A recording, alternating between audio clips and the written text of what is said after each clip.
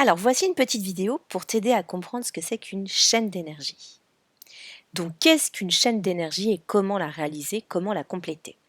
Alors déjà, tu sais bien que la plupart des objets, pour le faire fonctionner, ils ont besoin d'une source d'énergie. Nous avons vu qu'une trottinette électrique, pour qu'elle puisse rouler, on lui donnait de l'énergie électrique au départ.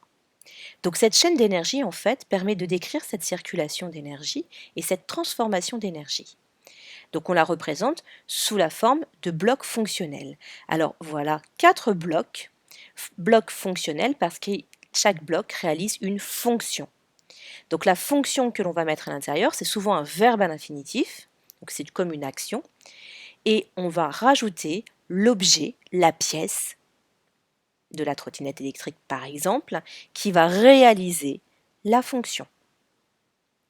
Alors on met toujours en entrée l'énergie d'entrée, et en sortie, l'énergie de sortie. Donc par exemple, dans notre cas, vous savez bien que l'énergie d'entrée, c'est l'énergie électrique, et nous avons vu en correction que l'énergie de sortie, c'est l'énergie mécanique. Allez, maintenant, on va essayer de la compléter. Donc ici, on a l'énergie d'entrée. Le premier bloc fonctionnel, c'est le bloc alimenté. Il y a toujours un bloc alimenté dans une chaîne d'énergie. Voici différents exemples d'objets qui permettent d'assurer la fonction alimentée. Une prise secteur, une pile, un coupleur de pile, un réservoir d'essence. Pour la trottinette électrique, à ton avis, qu'est-ce qui permet de réaliser la fonction alimentée? Réfléchis. Aide-toi du principe de fonctionnement que tu as corrigé. Ensuite, nous passons à la partie distribuée. Cette partie est très importante. En fait, elle a un rôle de contrôle. C'est elle qui va contrôler si je vais donner de l'électricité ou pas. Donc, par exemple, voici quelques exemples d'éléments qui permettent de contrôler un interrupteur. Évidemment, je vais allumer une lampe. Eh bien, en appuyant sur le 1, ma lampe, l'énergie va pouvoir être distribuée jusqu'à la lampe et elle va s'éclairer. Si je ne veux pas l'allumer, j'appuie sur 0. Vous voyez, elle a vraiment un rôle de contrôle. Donc on a aussi une électrovanne et un circuit programmable. Donc ces deux objets sont un petit peu compliqués. Nous les verrons en classe de 4e. Donc on les oublie un petit peu. Interrupteur, tout le monde connaît. Ensuite, on a cette fois-ci le bloc convertir. Convertir, ou on pourrait dire également transformer.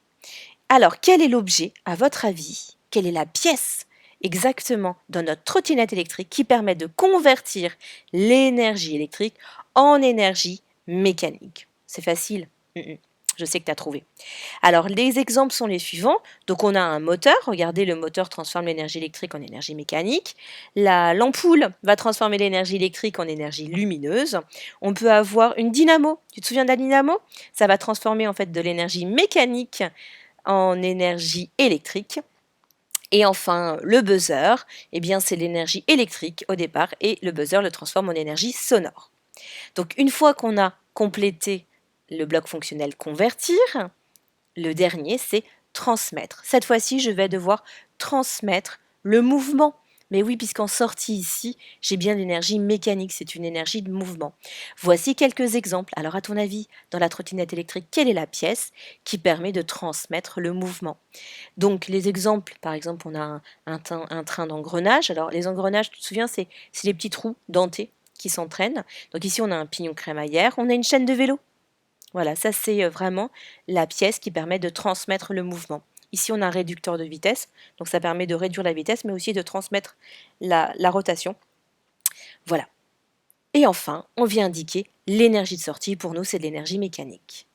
Alors, je te fais voir un petit exemple pour que tu puisses bien comprendre ce que j'attends. Donc, c'est l'exemple avec la lampe de bureau.